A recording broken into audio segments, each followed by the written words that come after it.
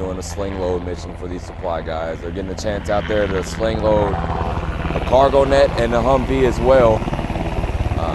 We're going to run them out in sets of 2 so they can all get a run through for both sets. This is awesome. The training's awesome. Everything's awesome. The 700th Brigade Support Battalion hit the field at Camp Dodge, Iowa for training tailored to their own military support occupational specialties. From ground and air resupply of water, food, fuel and ammo to medical care and maintenance of man and machine. So we're always in a support role, but when they're up here, they're able to partake in training like at their advanced individual training phase.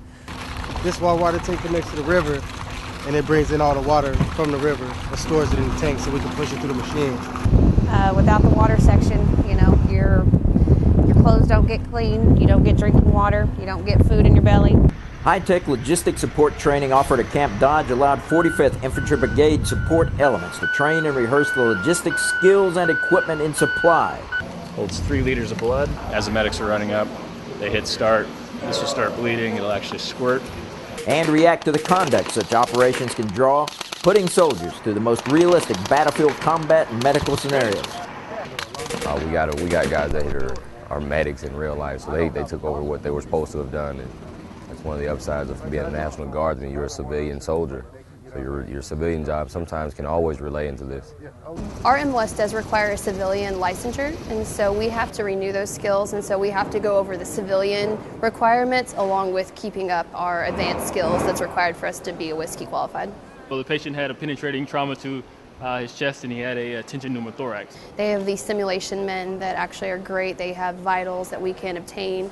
They have real life injuries that require interventions that as whiskeys that we don't necessarily do on a day-to-day basis. So to relieve the pressure and allow the patient to continue breathing, we had to insert a chest tube to take that pressure out. So we're instructing the patient, or instructing our medics on how to insert that chest tube properly and then how to suture it in place using the purse string method. Maintenance is at the core of a mobile army. It's the turn of the wrench that keeps wheels rolling. We've got a lot of guys in our unit that work for big name semi-truck companies. A-Cert, it's reaches a certain type of certification.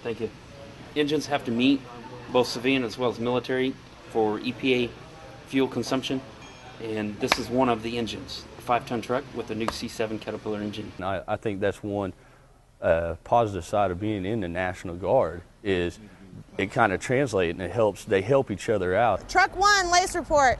Green, green, green. Truck 2. Green, green, green. 3. The lifeblood of an army at war, an efficient supply convoy consists of sound maintenance, force protection, and detailed planning at all levels. Heavy fighting at checkpoint 213, which is the second checkpoint we come here. We're not allowed to cross that point until they call and say it's cleared. We'll be able to take that knowledge back with us, so it's being pretty cool.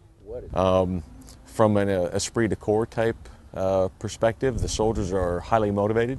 They have, I haven't seen smiles on their faces like this in a long time, because they're constantly sporting. Up here, they actually get to train. It's been awesome. I love it. I'm coming back every year. Well, every year that we're allowed to. This has been the best AT in my almost 6 years of being enlisted. For the Oklahoma Army National Guard, I'm Army Master Sergeant Vincent Donaldson.